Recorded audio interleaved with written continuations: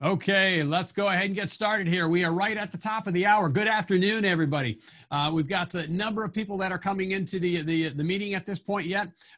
First off, I want to say real quickly, for those of you who were trying to get into yesterday's session, we appreciate your coming back today. There was just a couple of issues yesterday as far as, well, quite frankly, the response was totally overwhelming.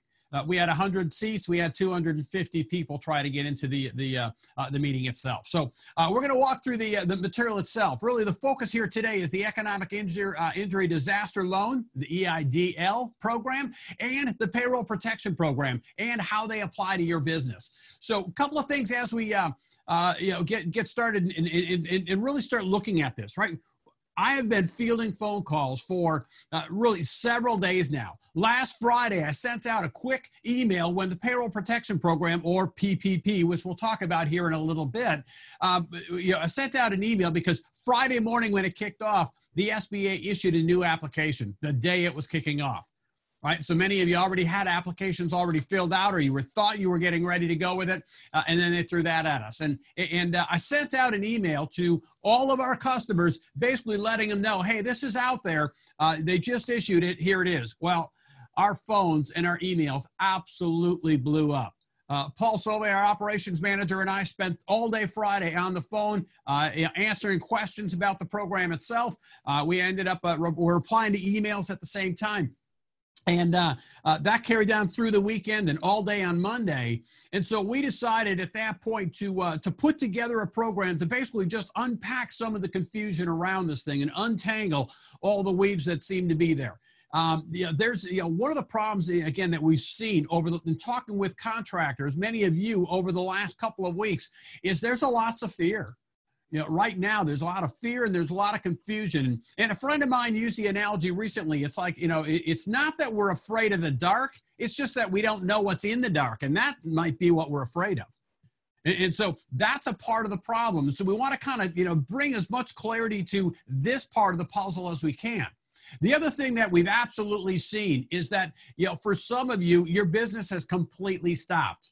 Right? You've shut the doors. You're just kind of trying to weather the storm here until we can open back up and get rolling again. Others, you're struggling. You're still there, but you're struggling and you're keeping that rolling. And yet there's others that, in fact, I talked to somebody just yesterday afternoon that is looking to hire guys, yet that they're still too busy, that their business has actually picked up a little bit. And so, again, it's the entire gamut that's there, and how do we continue to weather through that storm a little bit? Now, really what we're looking at is again, there's all that confusion that's there. And our goal at this point is really, we want to come out of this thing stronger than ever. Right? You hear the term in the news all the time, this is our new normal. This is not our new normal. This is a temporary normal. We will get through this. Will it be easy? Absolutely not, right? But this is your time. As the leader in your company, this is absolutely your time to shine. You have to lead your company through it, right? So what can you do to kind of gather a little bit more stuff? And you know what? It's not easy to do. But if we make changes now, if we look at it and we pivot what we're doing right now, we might even be able to come out of this thing stronger than we went into it. But we will get through it. You will get through it, right? A friend of mine, Jay Owen, was on a podcast with him recently talking about this same thing. And again, he used this line, and it's totally perfect, right? The government stuff is already confusing, even on a good day, right? But now we're, in an already overwhelming season. Right? That makes it a little bit more difficult. And you deserve a clear next step. Where do you go? What do? You have to take that first step. So a couple of things as we get rolling here. I want to define, right, our disclaimer, what I am not, right? I am not a banker. I am not a lawyer. I am not an accountant, right? I'm not a government employee. So why am I doing this? Well, realistically, what am I? I'm a small business owner just like you, with the same problems and the same concerns. There's days that I wake up and I go down into my temporary office, right? Because we're deemed, as a company, we're deemed non-essential. And so our entire offices are vacated, and everybody's working from home. And I don't have an office at home because I don't want to work at home. And there's days I go into that temporary office and I'm excited. I'm thinking, man, the things that we're changing now to respond to this crisis, it is going to make us stronger when we come out of it. And then there's other days that I go into that office and I'm scared because I'm not quite sure what tomorrow looks like. Right? So, again, I'm another small business owner just like you who has walked through this entire process already. And it's my goal to just help you kind of see a little bit more clear what we're dealing with in this entire situation. So I've gone through the entire process. I've looked at it. My applications are in. Fortunately, by the grace of God, our applications have been approved. We don't have the funds yet, but they've been approved. We're just waiting for that last piece to happen and the funds to be put into our account. So I'll walk with you through some of that process as we go through it. Now, a couple of things, right? Who am I? My name is Bill Kennard. If we haven't met personally, again, I'm the president and owner of Grandy and Associates. Been in the HVAC business, in the trade for 35 plus years now. Been a business owner for 15 years. And again, we're walking through the same things that you are. Now, because of the mass of people that we have in this meeting, we can't have all the mics open because we wouldn't be able to hear anything. But if you move your mouse around on the screen, you will see that at the bottom, I believe it is, you'll see a chat button there. I'm sorry, not the chat button, the Q&A button. The Q&A, if you have any questions as we go through this thing, hit the Q&A button at the bottom, right? Type in your question. Paul, say hi, Paul. Hello. Okay, so Paul's our producer here today. Paul is basically monitoring those questions, and he'll be asking us as we go through to make sure, because it's our goal, and if, we'll take whatever time that we need to at the end to answer whatever questions that I can answer. Right. So again, with anything that we're covering, again, make sure that you double check with your CPA, with your banker. In fact, there's a couple of things I'm going to tell you need to talk to them about, right, in terms of an answer. But absolutely type in those questions.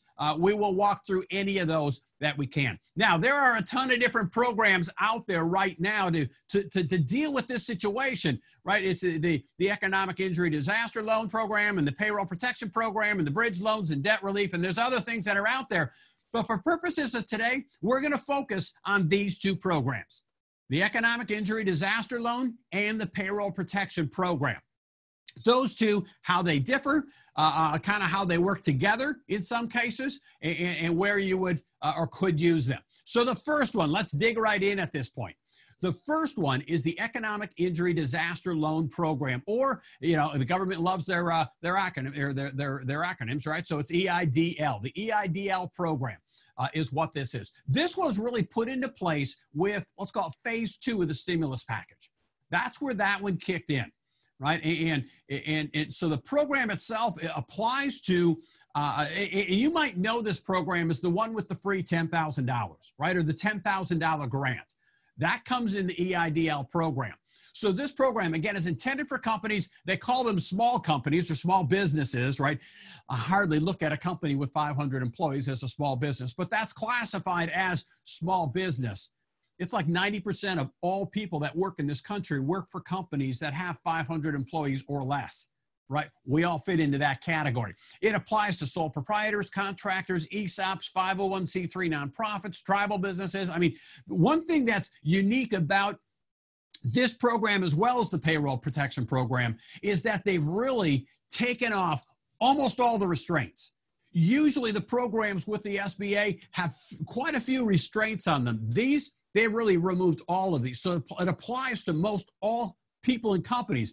Definitely the next one will, right? So what this program does is it's intended to help you maintain operations within your company moving forward, right? Again, until this disaster passes, right? How do we make it through and come out of the other side? And so it gives you the ability to take out a loan up to $2 million, right, based on your qualifications, what you qualify for. It'd be a 3.75% interest rate loan with a term of up to 30 years, no penalty for early payment.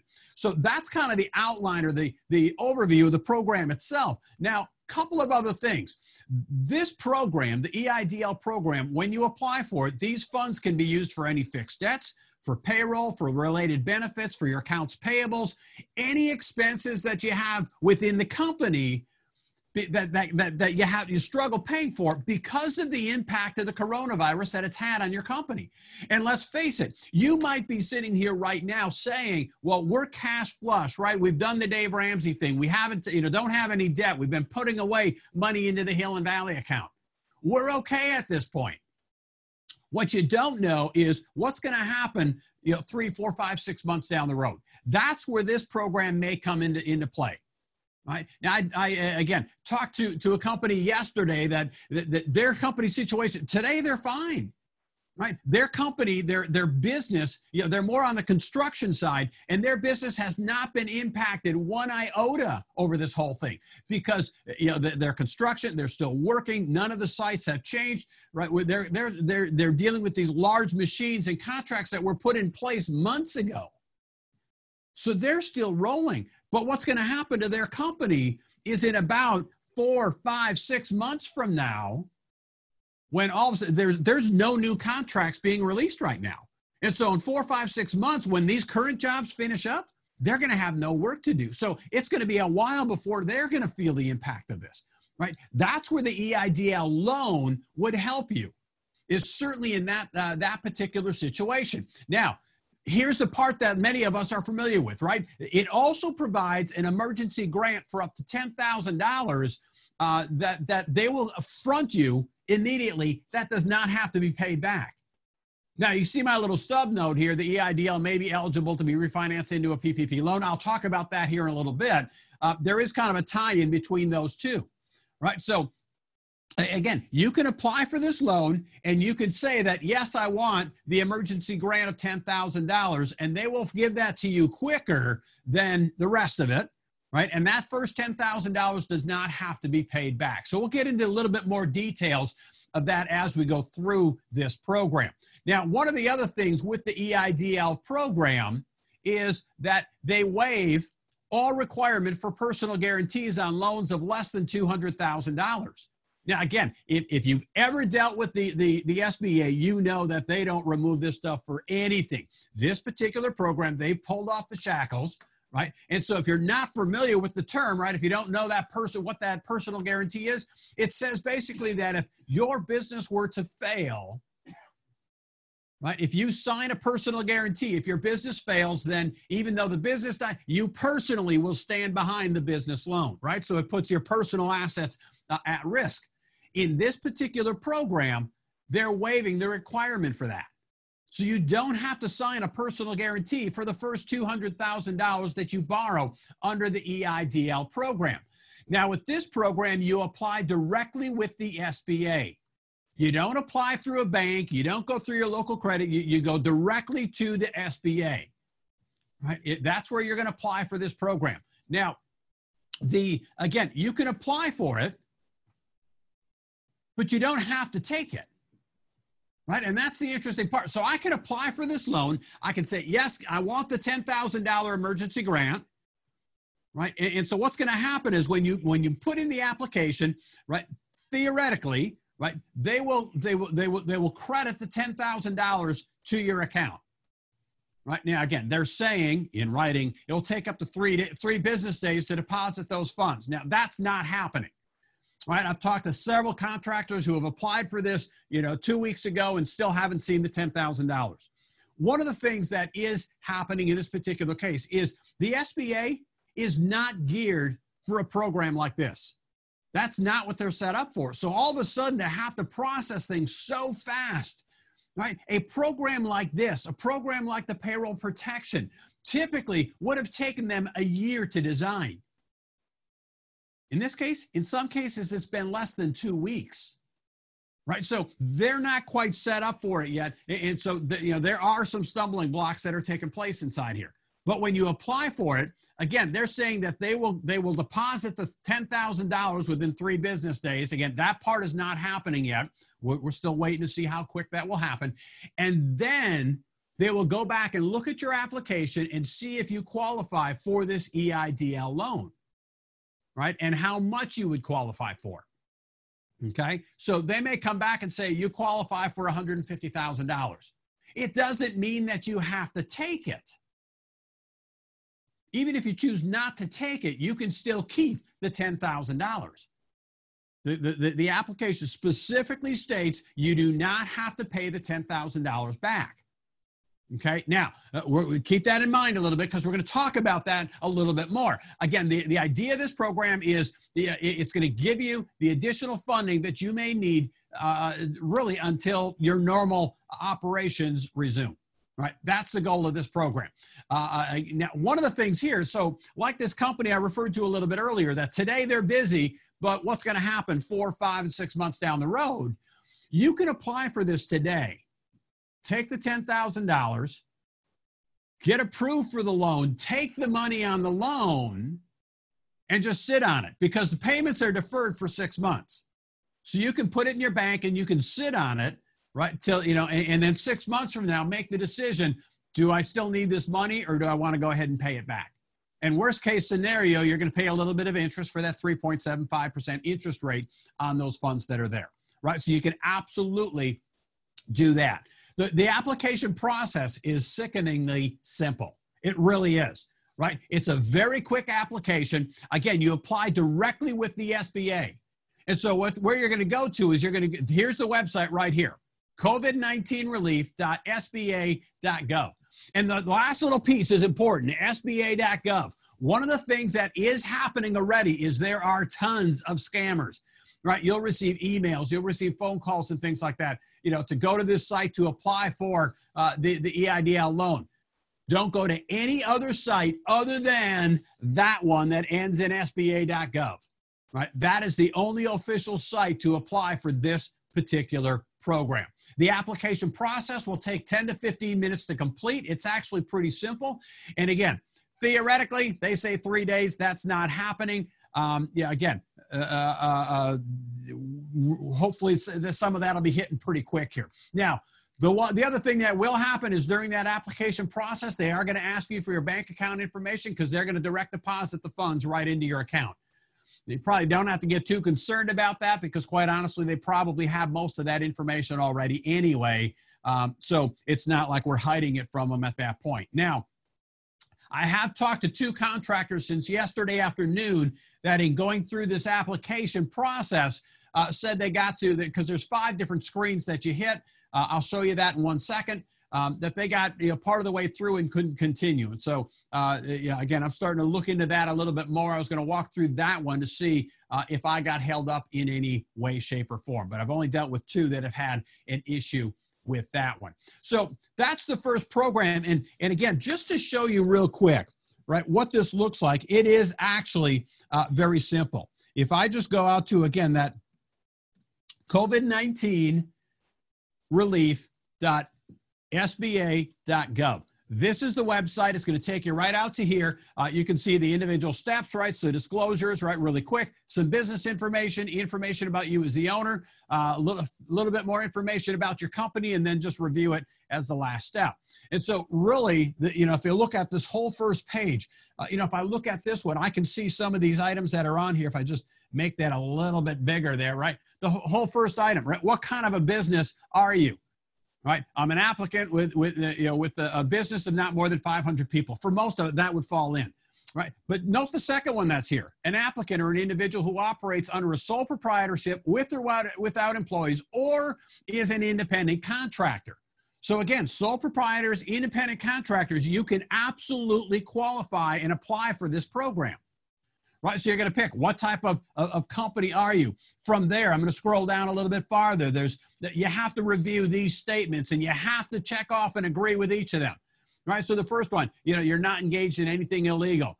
No owner of the company with anybody with more than 50% ownership is more than 60 days delinquent on child support. They're gonna tie it into that piece of the puzzle a little bit. Next one is the applicant is not involved in an agricultural enterprise. Okay, you're not involved in any nefarious sexual activity there. The applicant does not derive at least a 30-year revenue from legal gambling. Right, so they're going to tie into that. Lobbyists are permitted, and nobody with a government tie can be permitted to it. So you have to agree to those particular statements. Once you choose those individual items, and you notice again that continue button is grayed out, you have to acknowledge each of these items. And as you do, then it becomes available. Now I can go to the next step. I guess I got to check one of the ones on top here, right? So then it becomes available. And again, when you go through here, you initially start out that all the blanks have the red line on the edge. That means that's a required field that you haven't yet filled out.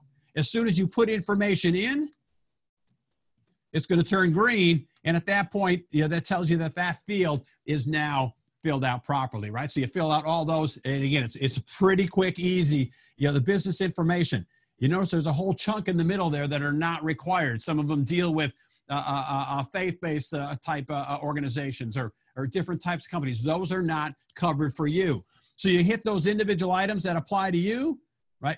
Information that's there, and that was the entire second page. So there's really not a lot in that particular program. Again, the website for that one, covid19relief.sba.gov. After the program today, I'm going to send you an email that will basically, we're recording the session today. So again, if you want to go back and review it again, you'll have the recorded version of this thing. That's the first thing. Second thing is any of the links that I give you throughout the program, I will include in that email as well, just for your reference as we're going through there. Right. So, Paul, anything at this point that ties into the EIDL program? No questions as of yet.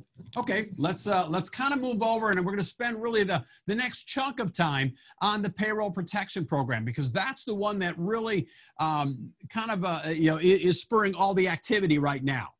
So the Payroll Protection Program, as we dig into that one, number one, this program is intended for small to medium-sized companies that were in operation on or before February 15th of 2020. Right, so that's the area that the companies that were focused. Again, that company, 500 people or less in the company itself. And the caveat is, again, that you were in the business at least by February 15th of this year.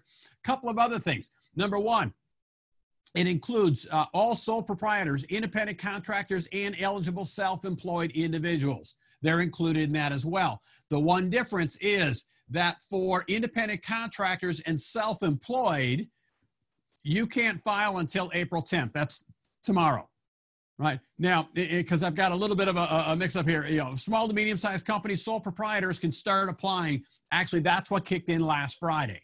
For the independent contractors and self-employed, your term kicks off tomorrow morning, right? So, but don't wait. Today, start putting your numbers in place. And I'm going to tell you everything that you need for the most part for this program. Again, 501c3s are also in there. Now, one of the things that I did is when you registered and you got your confirmation, it said in there, if you have any questions specifically that you want me to address, to send those over to me. And I did get a couple of questions. One of those questions dealt with independent contractors, and it was basically stating that, hey, I've got a number of guys who are really independent contractors. They work for me, but they're independent contractors. They're not on my payroll. Do they count towards my employee count and my payroll count, right? And I'll talk about those items in just a bit. Two things. One, just a side note, if you've got people who are working for you that are being classified as independent contractors, you may want to go back and review, are they truly an independent contractor or are they an employee? And reason being, because the IRS can come back at any point, revisit that, and if they deem that they're not independent contractors, that they're actually employees, they can come back to you for all the matching payroll taxes for the period of time that they've been with you, right? So you don't want to get yourself in that particular position. But with regard to this program, remember that independent contractors can apply for it themselves. They're independent. They're their own company. So they're not included in your numbers. If they want to participate in this program, they have to go apply themselves, right? So again, that's why they're not in your numbers. They've got the ability to go ahead and apply and get the information and get the same program and benefits that you would under this program itself. A couple of other things. Again, if they're that independent contractor or this company, it means that you paid salaries or wages, you paid payroll taxes. Or in the case of an independent contractor, typically that's all going to be reported on a 1099. And so, again, they've got that documentation. Those are the individuals. As long as you've got that, you're in good shape. Now, what this program does is there's two different sides, and this is one of the areas that seems to be most confusing, right? One of those is that how much can I borrow? It's set up as a loan, and that in itself makes some a little bit uneasy because they're going, look, I don't want to take out a loan for the program. That just makes it feel like I'm going to get caught. Well, they've set it up that way for a specific reason, right? And it's really kind of a wise, they're doing it quite well. I like the way that they're doing it. The reason they're setting it up as a loan is because they're going to give you the funds up front. And then they require you to justify what you use those funds for. And if you show them what you used them and that you used them properly, then they will forgive that amount. If you can't show that you used them properly, they're not going to forgive it. Then it stays as a loan at 1% interest rate. Right? And I'll show you exactly what they can be used for. So the first half of this is, how do we figure out how much I would get, right? So what they're going to do is they're basically going to take your average monthly payroll for the last 12, or for 2019, right? Now, it could be 2019. Some banks will say they want the last rolling 12, either way, right? But what was your total payroll costs for that period? And they're going to divide that by 12 to come up with your monthly average, right? Because you have some months where the guys are working a boatload of overtime, and you have other months where they're hardly filling their time. Sometimes a year are busier. So they're going to look at your entire annual payroll, divide it by 12 to come up with an average monthly payroll. Then they're going to multiply that by a factor of 2.5.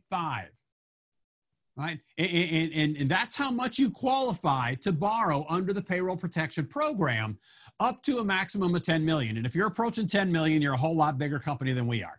Right? So let's just look at a quick example of that. Right? So it's, throughout 2019, January through December, if your payroll costs were $350,000, that's all costs. And again, I'll define on the next graphic all what's included in payroll, but it's basically all of your payroll costs. Right?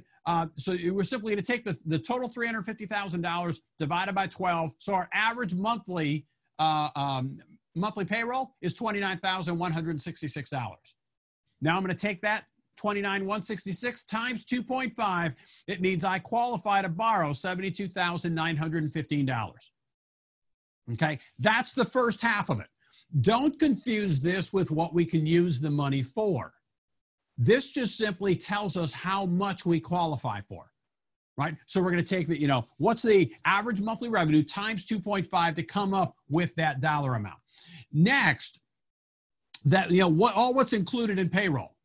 Well, payroll includes all wages, including overtime, any tips, any company paid group health insurance plan, right? So if your company is paying the health insurance premium for you as the owner, but not the rest of the company, that doesn't qualify, right? It's just, if you have a group plan for your team, right? That would be included. Any retirement benefits, so company matching portion that goes into 401k, any employer paid state and local taxes.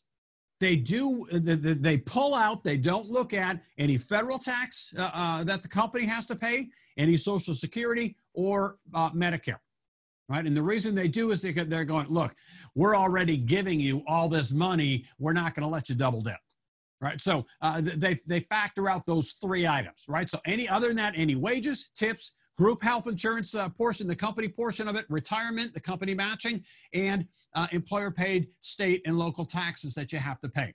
The other thing that they do when they're looking at that average monthly payroll is they're going to cap any employee at $100,000 in income. In other words, if you've got some high earning employees that are earning over $100,000, they're going to cap those individuals at $100,000. Their mindset there is, look, if you're making over 100 grand, you can figure out the rest. Okay, so they're going to only let you look at the first $100,000 of income for any one of your employees, right? So we're going to cap it at that level. Now, for some of you, you weren't in business throughout 2019. right? If you weren't in business in 2019, then how do you figure out how, what my average monthly revenue is? If you weren't in business between February and June of last year, then what they're going to do is that instead of looking at all of last year's payroll, they're simply going to look at what was your payroll for January and February of 2020. Divide that total amount by 2 to come up with your average monthly, and that's the number they would use. So for those of you who are new companies, what was your payroll for January and February? Divide that by 2 months. That's your average monthly payroll. Take that times 2.5 to come up with your loan amount, okay? And then the other one is, so some of you, again, we've got a whole wide array of companies who are on the webinar here today. Some of you who are seasonal companies, right? Again, you actually shut down as part of the year. So at that point, what they will do is they will look at, they're going to look at your payroll costs for a 12-week period beginning sometime between February 15th and March 1st. In other words, you can pick your highest 12 consecutive weeks sometime in that 2-week slot, right? Which one, right? So it gives you a choice of a couple of different 12-week slots. What's your total payroll for that 12-week period divided by 3 months, that will be the average monthly payroll that they're going to look at for your type of a company. So that's the way that it's figured. That's the way we calculate how much you can borrow. So now that I've got these funds, what can I do with them? What can I use them for? There's a very specific purpose. The intent of this payroll protection program is just that, payroll protection. Right? They want to make sure that we keep your people working. Right? And so they want the majority of these funds to be used to maintain payroll. Right? Now, you can also use a portion of the funds for interest on your mortgage, right? And really it's a mortgage, right? Any other debts are going to be pretty tough to justify, right? But that mortgage had to have been in place prior to February 15th of this year. So we can pull the interest off of that. Rent, if you have that, and utilities. And again, let me just be clear on this mortgage piece of the puzzle. They're not going to pay your mortgage payment. Just the interest portion of that monthly payment that you're making is what you could claim against and get covered here, right? So that's the only thing it can be used for. Anything outside of that will not be forgiven. Anything outside of that will just simply be converted over to a loan at 1% interest rate. The payments are deferred for 6 months. And there's a 2-year term on that comes due in 2 years. So you have to have paid it back in 2 years. So that's the way that one is currently set up. This program as well, no personal guarantee required, no collateral required, right? So those couple of things, again, since this is so different, that's part of what's creating some of the confusion with the banks when you go to apply for this thing. Now, there's a couple of other things. So let's look at the first half of it was how much do I qualify for, right? So that's your average monthly payroll times 2.5. That's the first half of this. The second half now is the loan forgiveness portion. Now, the loan forgiveness portion, basically how much or what can be forgiven. The amount forgiven is going to be equal to 8 weeks of your payroll, and it's the 8 weeks starting from the point where your loan was originated. Right? So the day that your loan became official and the funds were put into your account, that's the start of your 8-week period. So it's payroll for that 8-week period, rent, utilities, and interest on your mortgage. That's it. Right? That's the portion that will be forgiven. You will need to basically prove what you spent the money on. And if you can't prove that you spent the money on payroll, rent, utilities, mortgage interest, you're not going to get that forgiven. Right? Then it's going to be converted over to that 1% interest loan. Now, in effect, what they're doing is they're giving you, if you think about it, they're giving you, when you use that 2.5 multiplier, they're giving you 2.5 months worth of payroll, right? And that last half month's worth of payroll, you can use that for the rent, utilities, and mortgage interest. Right? Because the rest of it's going to go to payroll. So there's a couple of caveats in this forgiveness thing. Number one, you cannot reduce headcount. If you reduce the number of employees that you have, that will reduce the amount of that loan that will be forgiven.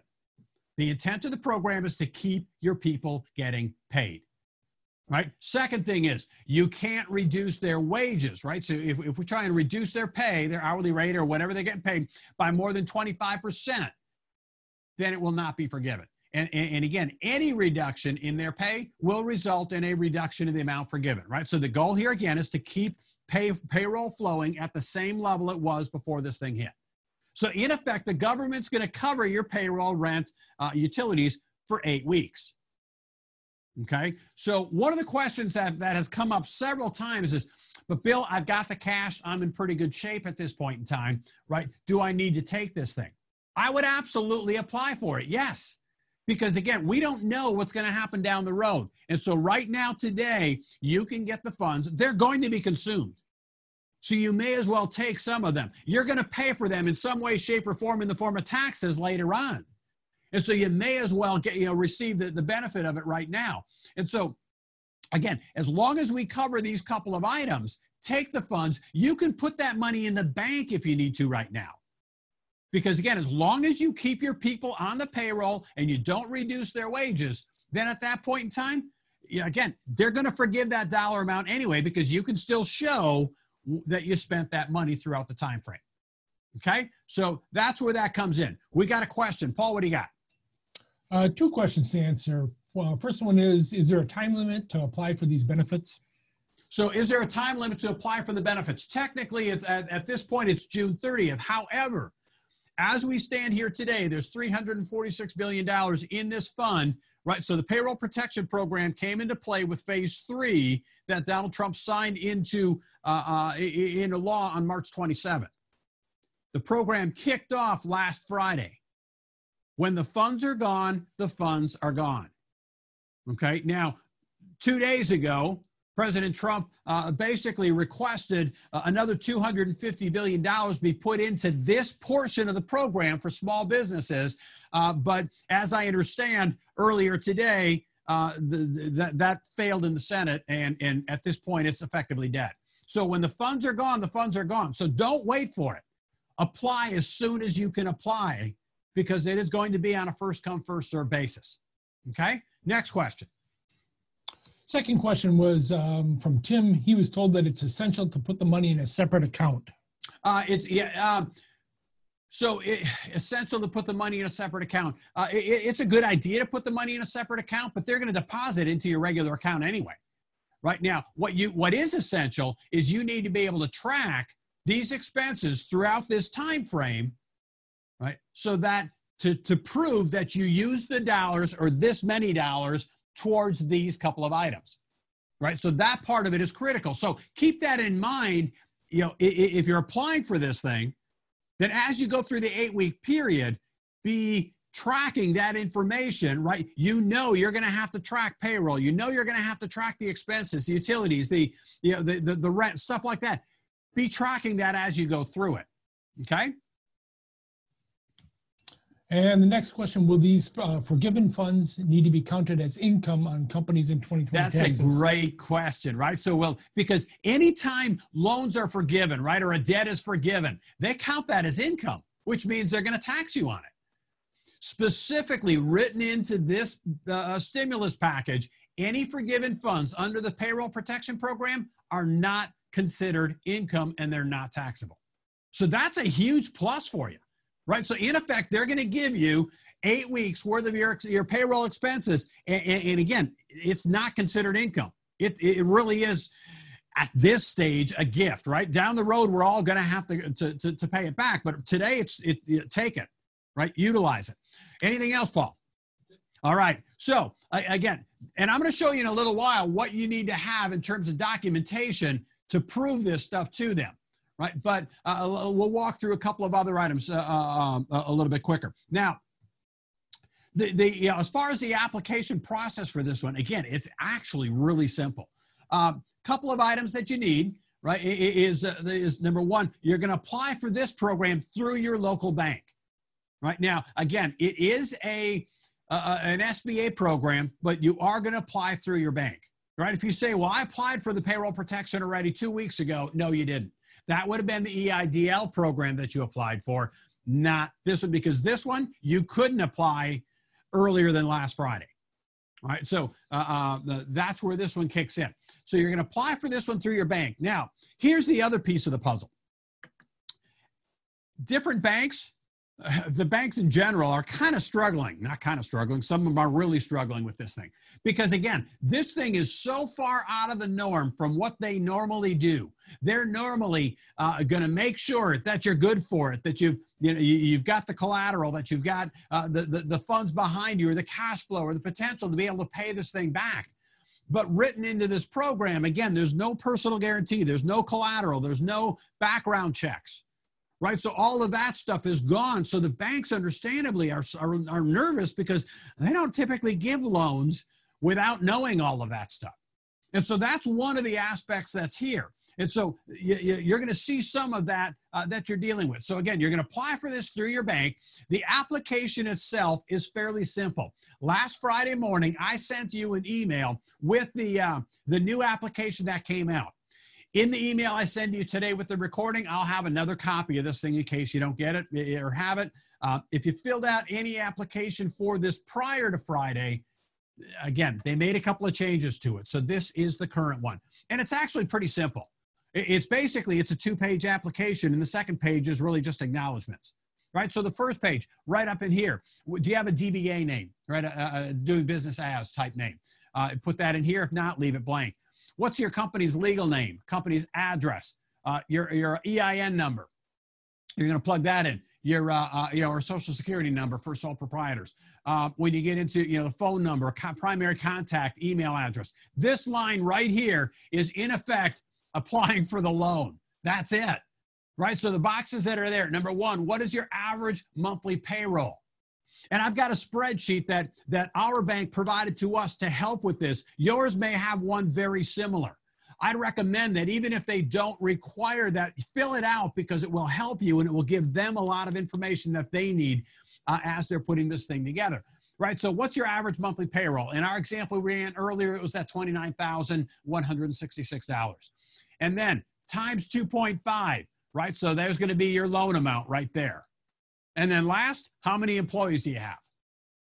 That's it, right? Now, you do notice this middle section right here. It says times 2.5 plus your EIDL, the net amount of the advance. In other words, if you applied for the EIDL program and you got the $10,000 grant that came with that one.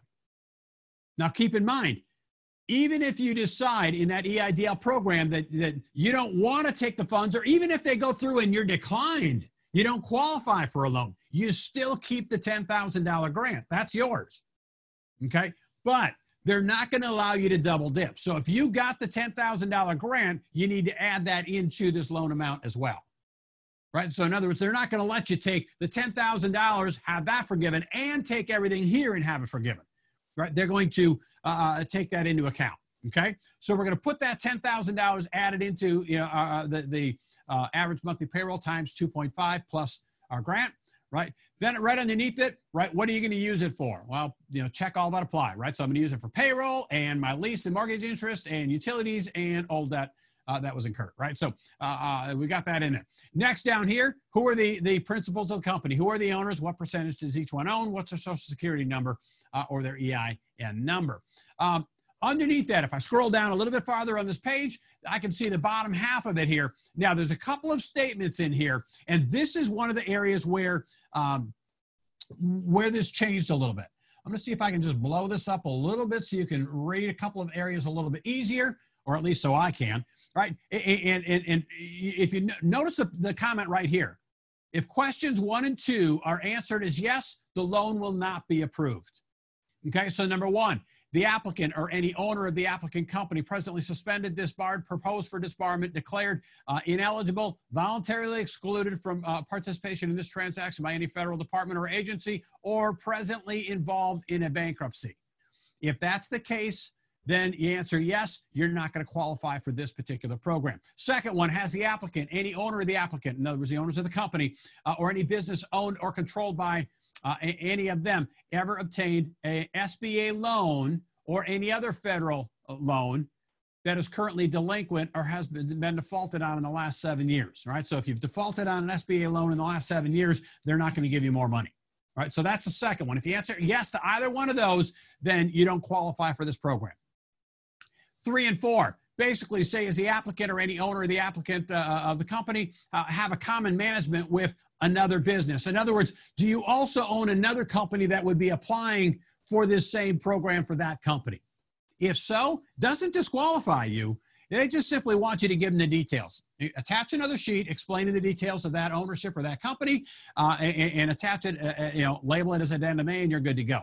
Next one, has the applicant or received an SBA economic injury disaster loan, right, the EIDL loan, between January 1st and April 3rd of this year? If yes, give the details of that loan and label it addendum B. That's it. Right, so that part of it's pretty easy. If we go down a little bit farther, right, now these 2 bottom items, again, note that if 5 or 6 are answered yes, you'll not be approved. 5 simply says, is the applicant or any individual owning, and I've had this question, right, come up here in the last week and a half, anybody owning more than 20% equity of the company, subject to an indictment, criminal information, arraignment, or other means by which formal criminal charges are being brought in any jurisdiction, or presently incarcerated or on probation or parole. If that's the case, then you don't qualify. Now, the question that came up to me again was, well, I've had and was charged, but that was 15 years ago. Does that disqualify me from this? No, right? Because again, notice the I'm sorry, that's really getting into number 6, right? So are you being charged with anything right now? And you say yes or no, and then they make you initial it that you acknowledge what you're signing.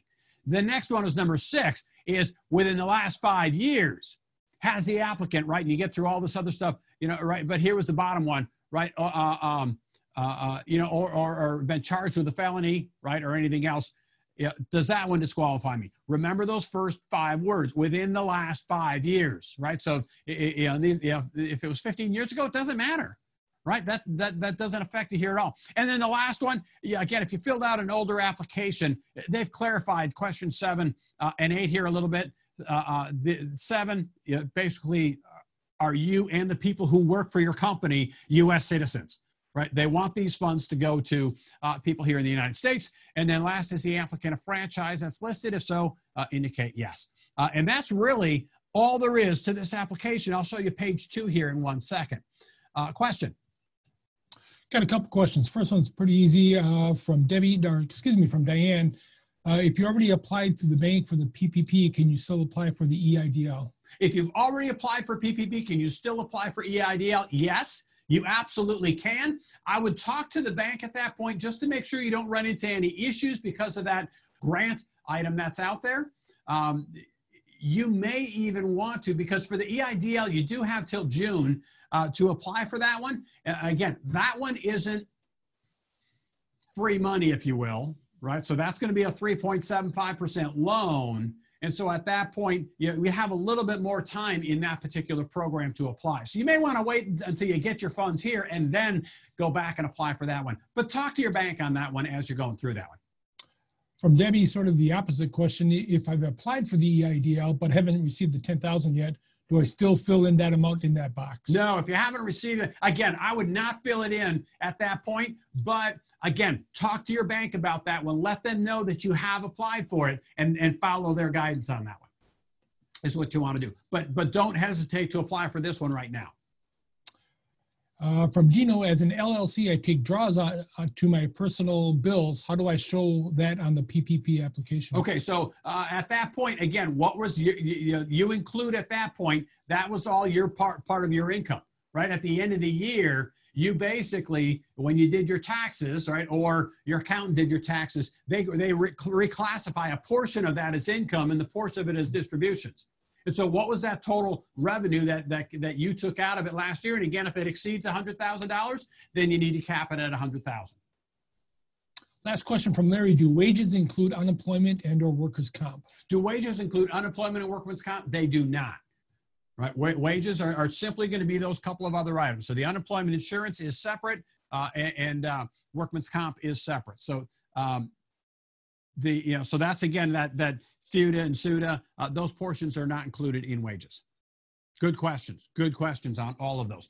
So that's the whole first page of this application. Second page, quite frankly, is just a bunch of statements that you're acknowledging as you go in here. Again, if I just, whoops, problem with touchscreen sometimes, right? If I look at a couple of these real quick, all we're doing is we're initialing each of these statements on here. The applicant was in business as of February 15th, right? You acknowledge that. The current economic uncertainty makes this loan request necessary for the company. Now, again, you can say, well, I'm cash flush, I'm okay. But any way you slice it, your company has been impacted by the coronavirus. And so absolutely, you can very comfortably answer yes to that question. The funds will be used to retain workers, maintain payroll, and make mortgage interest payments, lease payments, utility payments as specified under the program. You're acknowledging that's what you're going to use the funds for. The applicant will provide the lender documentation verifying a full-time number of employees. So I'm going to show you in a little bit what you need to apply for this loan, right? Because we need to show what we have for employees in the company. And then at the end, we're going to verify what we have because, again, they want to make sure that you don't reduce headcount.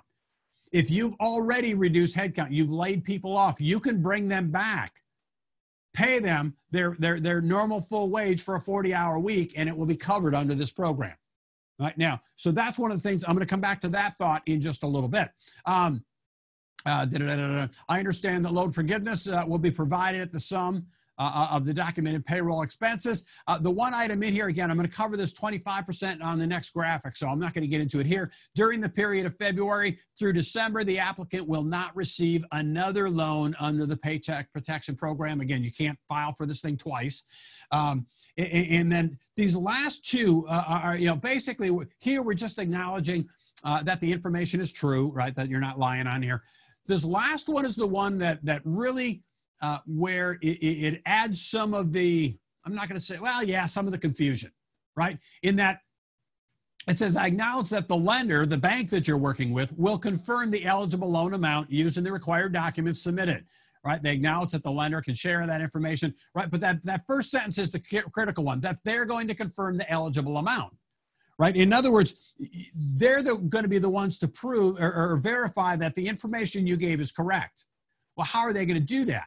But if you look at page 3 on this application, which is just information, there's nothing to fill out, this doesn't require much as far as supporting documentation. This piece, for your bank to verify what's needed, that's the part of it that brings in question, because the bank is going, well, the application doesn't mean much, but if we're going to verify these numbers, then we need some more information. And that's where it gets a little bit fuzzy, because not every bank requires the same thing. So couple of items that I'm going to share with you. In the email I sent to you, I sent this out last Friday. There is a spreadsheet that we provided to you that will help you pull all this, help you do your calculations, all the rest of that stuff.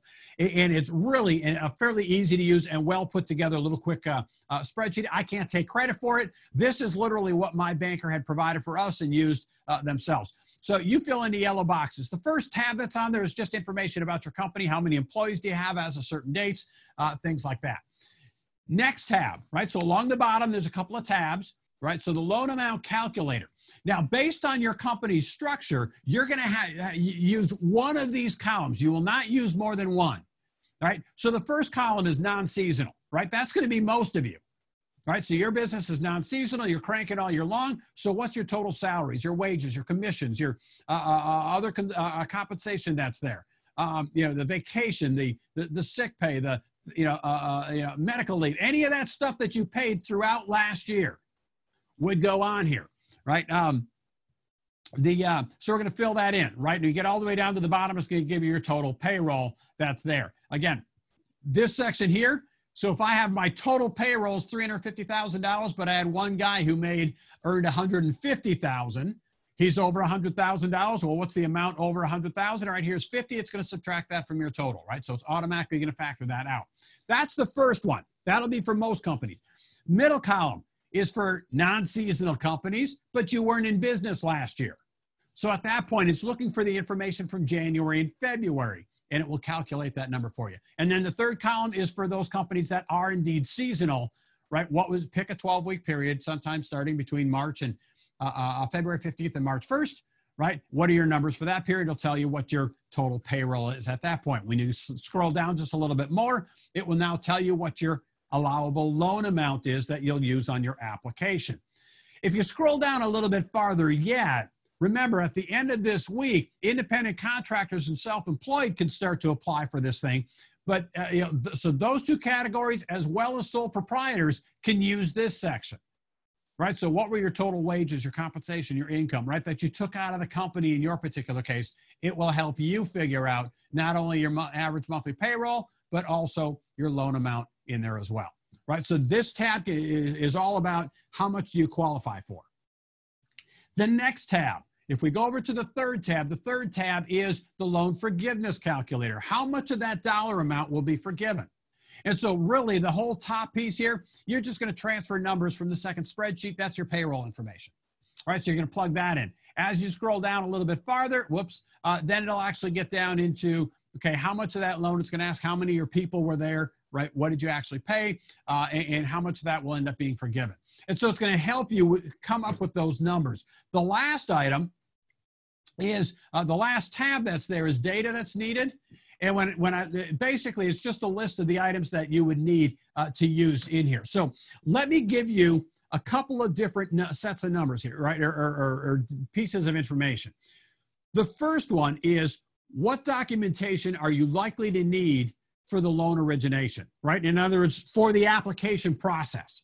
Right now, even if you haven't gone there yet, start pulling this stuff out as soon as we're done with this meeting, right? So the first thing you'll need is your payroll reports, right? So verify your payroll for last year, right? So things like, what are those forms that you filed with the IRS, your 940s, your 941s, the state income and unemployment taxes.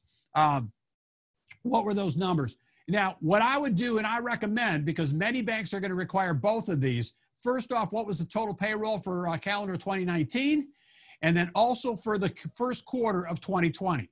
Most of them are going to require what were your numbers for this last this last quarter that we just finished up here. That's the first thing. You need payroll reports for each period for the preceding 12 months. Right? So run your payroll summary report, or your detail report, I guess, for the month of, for the year of 2019. Also, documentation showing how much of the company health insurance premiums that were paid for by the company for that group plan for the preceding months. So again, just copies of invoices would likely suffice on that piece of the puzzle. And then the last one is your company matching retirement plan contributions, right? So in our particular case, we have a 3% match. Right, we just simply ran our reports to show how much of that was company, and then we just logged into our bank account. We're able to go there and bring up each of the checks that we sent to the management company, and just printed off duplicates of those checks, and that's all we needed to have. So that's what you need for the application process, right? So your application, the spreadsheet, and then these reports, right? Have them ready to go. Your bank may not require them all, but if you have them, it's going to make the process go quicker and smoother. All right, so just be ready with them at that point. Question? We do. A question from Larry. If he has two companies and he applies for the ELID, does he need to disclose that for both companies, even if he doesn't take the loan? Yeah. So if you have to, and again, they have to be two separate companies, right? Not just two DBAs, right? But two separate companies. Yes, you would have to disclose that. For the companies, and that would show up in the addendum. I think it was addendum B that you had to attach to this application. Okay, good question there. So that list is what I need for the origination side. Right now, once you get those funds, right, then we have to start thinking about the loan forgiveness. And here's one of the key points. If you look in the fact sheets for this program, it states that you as the borrower need to request the forgiveness of this loan. And it's subtle, but I think it's important. The bank isn't going to do that automatically. You have to request that they forgive this thing. And so the documentation that you're going to need for the forgiveness side of it is proving what you spent the money on. Okay? So the first thing is, and all of these will be for the 8-week period following the loan origination. So the first 4 items are the same things that we needed to prove it, right? So your 940s, 941s, the income unemployment tax information for the original, for that 8-week period. You also need to have the individual payroll reports for each of those periods. You also need the documentation showing, again, the invoices now for the company paid health insurance, and the same thing for the retirement plans. So those 4, the retirement contributions. So those 4 are the same items that we needed to prove it, but this is showing the data for this 8-week period. In addition to this, you also need a copy of your lease if you're going to have it cover any rent payments to prove what your rent payment is. You're going to have to provide, and again, so it has to be a contractual lease or it's not going to qualify. If it's just a handshake lease and you're paying somebody else the money, that's not going to cut it. You have to have that lease signed in place prior to February 15th. Everything is kind of driven off of that date.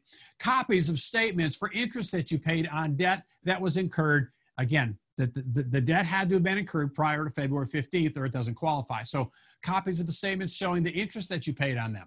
The next one is canceled checks for evidence of what you paid for utilities.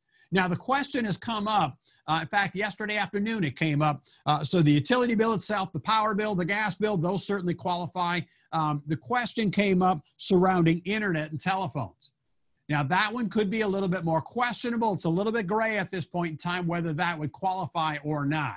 So I don't have a solid answer on that one, but that one may be a little bit of a gray point. And then last, okay, yep, so those are the other 3 items, right? Because we got rent, utilities, and mortgage interest that we can claim back. Now, we also, here's the thing, the amount forgiven, like we said earlier, the question that came up, will not be taxable, okay? Any portion of the loan that's not forgiven will basically remain as a loan at 1% interest rate. Right, so it's a really an inexpensive loan at that point. So here's the thing, right? Claim, go for whatever you can, and if you get to the point and there's an extra $10,000 that's not going to be forgiven, well, you can turn around at that point then and pay that back, and you're just going to incur that 1% interest. There's not a lot there, or you can let it ride. The payments are going to be deferred for 6 months. And the term is 2 years on that. So you have your choice as far as what you want to do on that part of it. Now, the other thing, right, and I want to be clear about this other point. So the portion of the loan that's forgiven, you have to show that 75% of those funds went to payroll, right, for your team. The portion that goes toward rent, utilities, mortgage interest can't exceed 25% of the forgiven total, right? So in other words, you can't take this money and I'm going to go back and increase my rent because I own the building, and so at that point I'm going to pay myself some more money. You can't do that, right? The intent is to keep your people working. Now the question has come up several times okay, but I don't have work for my guys. Well, that's okay. The whole idea here is to keep them being paid, to keep that money flowing so they can, for 2 reasons. Number one, if they go on unemployment, they're going to pay for them over there, right? So that's the first thing that happens. Second thing is the law, they know statistically if, people that go on unemployment, there's going to be a certain percentage of them that don't come back to you. And so you end up losing those people, and then your company hurts at that point. So the goal is to be able to keep them being paid so they don't have to go on unemployment. Third thing is, but I still don't have anything to do with for them to do. Okay. The goal here is this. It's keep them being paid so you can come back up to the speed as quickly as possible when this thing is done. Now, again, it's not just all of a sudden going to turn on as quickly as it turned off. Right? It's going to take a little bit of time, but I want to keep the people on the team. Again, they know, it's just like a car. The longer that engine is stopped, the harder it is to get it rolling again. Even if we just keep it turning a little bit, it's a whole lot easier to pick up steam again. Right? And so that's the reason why this plan is there. So even if you got to, pay them and they stay home, that's okay. That qualifies here. However, I will say this, that if I'm paying my guys and I don't have any work for them, right? In fact, a friend of ours who I was talking to last night, owns a nail salon. They're completely shut down. All of their people are at home, right? They can absolutely qualify for this and pay their people even though they're staying at home. But for you, if your guys are staying home, then you know what? I'm going to bring them in. I'm going to basically require that they attend all kinds of self-paced online training, or as much online training as we can get for them during this period. If I'm paying for them, then by golly, then I'm going to get something out of it, right? And so again, look for some online programs. We've got a boatload of them on our portal, and actually we just signed an agreement this morning that we're going to bring another trainer with a whole bunch of customer service training will be coming into the portal. That's the kind of stuff to take advantage in a time like this. Paul, do we have a question? Excuse me, 2 quick questions. Will I have to reapply if the program is extended later in the year? That's one of those magic questions I can't answer for you. Have no clue if it's extended, what that means. Right? They don't even know at this point yet.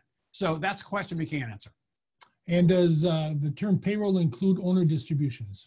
Does the term payroll include owner distributions? No, it does not. Owner distributions is profit in the company. So the wages include, so for example, in my case, I'm the owner, I take a wage, plus I take distributions. It's only the wage portion that's paid. Now, I will say in my particular case, the company pays my health insurance premium that I have. Well, quite frankly, what happens is that all comes back down to me on my W-2 as wages. So that is included in that number. But member distributions or dividends is not included. That's profit in the company. So again, that's one of the reasons why you want to have some wages coming out of there. Okay. All right. So, and again, I'm watching our time, but I think it's important to answer these questions here. So we're coming to the end. We don't have too much left in here as we go through this. Now, this program itself, as of Monday morning, remember, this thing kicked off on Friday. As of Monday morning, this program had already processed and approved $38 billion worth of loans coming through. That number was up from $22 billion on Sunday. So think about that. In a 24-hour period, they processed some $16 billion. Now, the average bank processed 41 applications. That's an average of $11.5 million in loan amount per bank. Now, here's the thing. What I've found is that, community banks account for the majority of the applications so far. Community banks tend to be handling more of this stuff a little bit more hands-on, if you will, right? The larger banks, the Bank of America, the Chase Bank, Wells Fargo, any of those, they're much bigger. They're not doing it in a hands-on fashion. In fact, most of them said, our portal won't be ready to go until sometime throughout this week, right? Now, in looking at that part of it, a couple of caveats there that we know, right? When we look at that piece of the puzzle, throughout that time period, the Bank of America, so from Friday morning to Monday morning, Bank of America received requests for $32 billion. Right? Now, the Bank of America took a pretty big beating on social media on Friday and Saturday, because for those of you who are Bank of America customers, one of the things they did, if you tried to apply on Friday, they tell you, Bank of America has basically taken the position of, look, this is not an in-person thing. You have to go online and apply there. Don't send us information. When you apply there, that in effect puts you in a queue. When we're ready to deal with your application, we'll reach out to you, right? And most of that will be electronically, email, and things like that. Now, when you went online and applied on Friday, you had to have a bank account with them, a business banking relationship, and you had to have a Bank of America credit card. I talked to a plumbing contractor on Monday who, quite frankly, their business accounts have been with Bank of America for over 50 years. But when he went in to apply, he doesn't have a credit card. So therefore, they declined him. Right? Now, they took an absolute beating over that one. Right? As of about 9 o'clock Saturday morning, if you were caught by that, as of about 9 o'clock Saturday morning, they took those caveats out of there.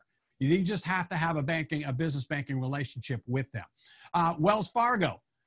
So as of Sunday, Wells Fargo quit taking applications because they were only given or allocated $10 billion in this program. And as of Sunday, they had already received applications through their portal that equaled $10 billion. And so they, you know, and the reason they were given a lower dollar amount is apparently because of their past practices. So they were basically done.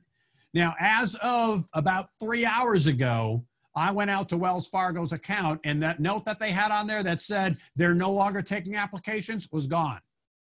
Right? And so you could go in and reapply, but to apply, you had to log into your portal or your account. And I don't have a Wells Fargo account, so I couldn't get any farther than that. So, but it appears that they are back and taking that, taking those funds at this point. One more question. Yeah, any advice for Chrissy? She says she's with U.S. Bank, and she's been told that they will have something in the next few days, but can't apply yet. Yeah, so U.S. Bank is one of those as well. Chase did the same thing. Again, our portal won't be ready to go until sometime this week, right? And that might even, you know, again, I haven't heard that U.S. Bank is ready to go yet. And so you have one of two options at that point, right? Number one, and this same advice applies for those of you with really small banks that you go to and they say, well, we're not ready to go yet. We'll have something coming up down the road. Some real small banks are in that same position. Your choices are either A, wait and take your chances that the funds won't be used. Again, there's $346 billion. When they're gone, they're gone. Or two, call around town to the other banks and find out who you can work with or who will work with you. One of the things that, in fact, I dealt with a company here locally just in the last couple of days, and they went to their bank and they're going, no, we're not ready to go yet. In fact, they said Friday morning they were going to sit through a webinar to learn about this program. Well, again, at that point, you kind of, you know, go find another bank. And this individual called around town, got into a couple of different banks and said, you know what, as long as you have an account with us, we will absolutely work with you. So all she had to do was open up an account with the bank, and then they were good to go and they would work with her. My particular bank, in fact, I reached out to them yesterday for a company here in town, and they said, you know, I said, this individual doesn't have a relationship with you.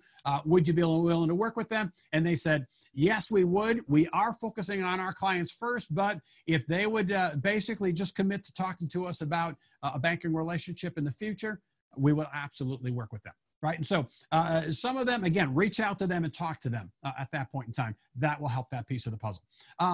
Yeah, again, different banks are different. Our particular bank, we said the average bank had processed 41 applications. My particular bank, which is a community bank, a small regional community bank, basically they processed, he told me within the first 48 hours, they processed 141 applications. Right. So again, some of them are all over it. Some of them aren't quite sure what we need to prove with it yet. Again, over the weekend, American Bankers Association estimated that the SBA was approving loans at a rate of about $101 billion an hour. Now that's slowed up a little bit, you know, certainly at this point. But again, don't dawdle around. Fill out the applications. Even if you're not quite ready that you don't have anything yet, be calling your banker. We have always said there are three critical relationships in your company. It's your attorney, your banker, and your CPA. At some point in the life of your company, you will need all three. Well, I will guarantee you, I lead really heavily on my banking relationship and my CPA relationship over the last 2 weeks, very heavily, right? And those guys are absolutely rock stars, right? And so they're a key part of our company, as we, you know, and this is where we're benefiting from that piece of the puzzle. So that's kind of the rundown of some of the information. Any other questions right now, Paul? Question from Scott. Training dollars paid to train during the 8 weeks considered a qualified use? So if they're training dollars, in other words, you paid a supplier or you paid a fee, right, for a self-paced online course itself, that itself is not a qualifying expense, but the paying the guy for his wages to sit and take that training class, absolutely it is. The other question that came in along that route is hazard pay, right? You know, some of you have guys that are going, look, I'm scared. I don't want to go out and be working in customers' homes because for fear of catching this thing, and so I don't want to do that. You can absolutely, right, pay him his regular wage, right, on a straight 40-hour work week, but pay the guy who's actually going out and doing the work, giving him some hazard pay. Right, that absolutely would qualify. Again, you have that total dollar amount, that loan forgiveness amount, that loan that could be forgiven. That's all you have to. As long as you can absolutely pay the guys who are actually going out and helping it and doing the work, taking the chances. Those are the ones that you can pay them more money. All right, so you're totally clean on that side of it. Okay. All right. One of there's a couple of other things, and then we're going to wrap this thing up here. But last week I did a podcast with a friend of mine, Jay Owen at Design Extensions, and in there I gave 5 key points as we go through this thing. Right. Again, it's not that we're afraid of the dark. It's sometimes what we don't know is in that dark. Right. So as we're going through this, I've got a tool for here in a minute, and I just want to recap these 5 points. Number 1, just breathe. Right? Some of us haven't stopped to take a breath in a couple of weeks now. Right? Just stop for a moment, take a breath. Right? We have to do that. Don't make decisions based in fear. Again, there's days I go into work right now and is there fear? Absolutely. But here's the thing. You can't make decisions based in fear. If you do that, that doesn't turn out well. And sometimes decisions that you make based in fear are going to be the ones that'll put you out of business. Make wise choices. Seek counsel as much as you can. That's why we've been fielding calls as much as we can, because quite frankly, we want to just kind of dispel some of that fear a little bit. Take care of your team. You were built for this. You're the leader of this company. You can do this. You can lead your team through, right? And part of that means taking care of them physically. Those that are going out and doing the work, do they have the PPE equipment that they need? What are the processes that you have in place?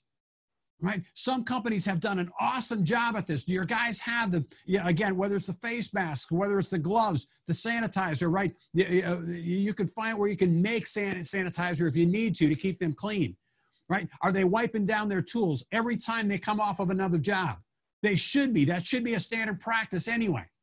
Right? But especially today, that should be. There's some contractors that have gone to the point where, in addition to doing these things, they also come back and we're going to, if we need you to sign a ticket, they ordered pens that are in individually wrapped cellophane. So at that point, they can just peel back the cellophane, not touch the pen, right? Let the customer take it, sign the invoice, and at that point, they keep the pen.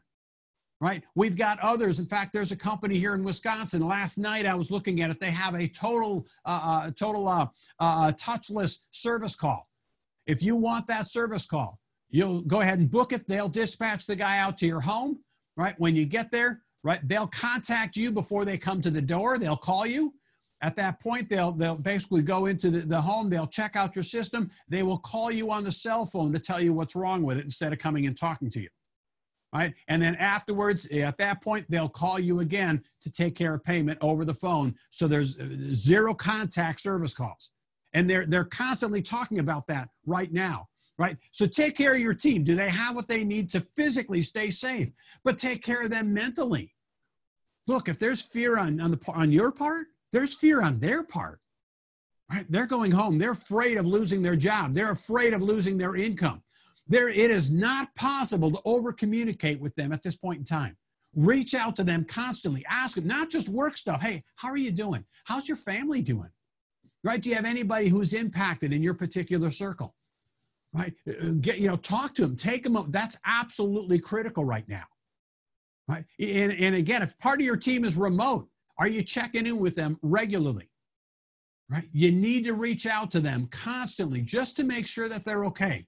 Right? Take care of them physically, mentally, spiritually. What can you do to help them on a regular basis? Fourth item, know your numbers. There's never been a more important time to know your numbers than right now. What does it cost you to open your doors every day? And in just a minute, I'm going to give you a tool to help you plan your cash flow, because you have to micromanage your cash flow. We're getting ready to introduce one of our online workshops below our cost, or a 2-day workshop below our cost, just simply to help those companies that need to find out what their break-even rate is. You have to know that number. And then look for other opportunities to do things a little bit differently. If you do that, one of the things that's absolutely certain here is the way you do business when this is done will be different than the way you did business going into it.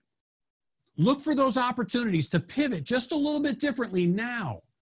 Right? We just got done running one of our 2-day Planning for Profit workshops totally online. We have never done that before. In fact, we refused to. It had to be in person. Suddenly today, if we want to run it, it's going to be virtually.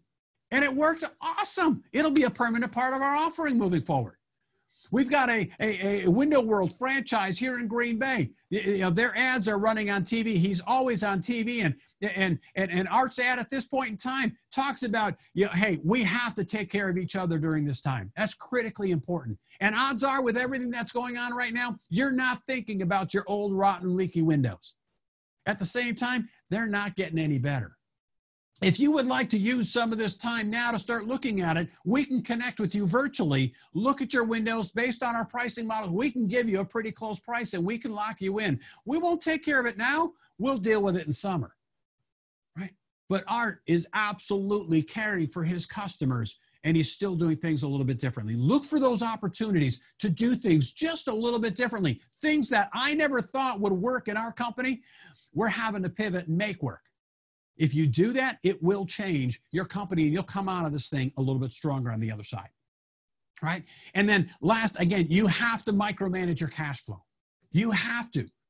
Things are changing. Again, they change so abruptly, right? And businesses, you know, we have to make sure we have a handle on it. So we created a quick spreadsheet to help you micromanage your cash flow going forward and really project forward the next 4 months if you wanted to go out that far.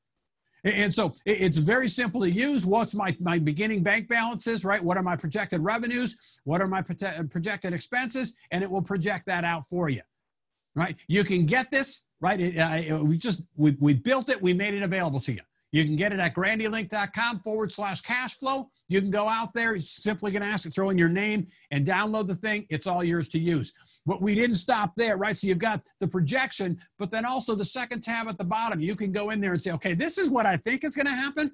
But what happens if my installation revenue goes down by 30%? You can simply go in there and say minus 30%, and it'll reproject your entire cash flow budget going forward. Micromanage that cash flow. Look at your numbers, know what they are. Okay, so again, get that out there, grandylink.com/cash flow.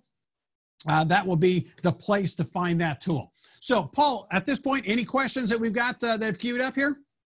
No, and all questions are answered so far. Okay, very good. So if there's anything else that comes up, don't hesitate to reach out to us. We will absolutely help you in any way that we can within our power. A couple of things. Again, remember that as soon as we're done, as soon as this video is done rendering, we're going to go ahead and send you an email with a link to this particular video. We'll also send you the application if you don't have it. We'll send you that Excel spreadsheet that we gave you, and then we'll send you links to this. We'll send you links to some of the other websites that we had referred to throughout the hour as well. So with that, we've kind of come to the end of our program itself. Again, feel free to reach out. Again, breathe, right? Know your numbers. Right? Don't make decisions out of fear. You've got this. You can do this. You are the leader of your company, and you will lead them through this thing to the other side. And as a company, if you do that well, you will come out stronger than you went into it. With that, have a blessed day, guys. Take care of yourself.